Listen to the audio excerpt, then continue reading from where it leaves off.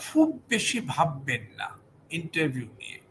আপনি খাঁটি যে মানুষটি, সেই মানুষটিকে তুলে ধরুন।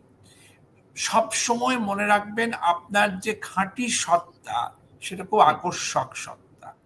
আপনি মানুষ হিসেবে কত আত্মীয়, কত বন্ধু, কত সহযোগী, তাদের সঙ্গে মেশেন, তাদের থেকে নিত্য শেখেন, আপনি কত বই পড়েছেন, সমাজের কত অভিজ্ঞতার মধ্যে দিয়ে গেছেন, আপনার মধ্যে অসংখ্য বর্ণময় উপাদান আছে। সেই উপাদান সমূহে নির্মিত একটি বর্ণময় ব্যক্তিত্ব আপনি নিজেকে তুলে ধরছেন ইন্টারভিউয়ারদের সামনে। এর মধ্যে কোনো সংকোচ রাখবেন না, জড়তা রাখবেন না, আত্মবিশ্বাসের অভাবে ভুগবেন না, তাহলেই ইন্টারভিউ ভালো হবে। আপনি দুটো প্রশ্নের ঠিক উত্তর দিতে পারছেন কিনা এটা খুব বড় কথা নয়।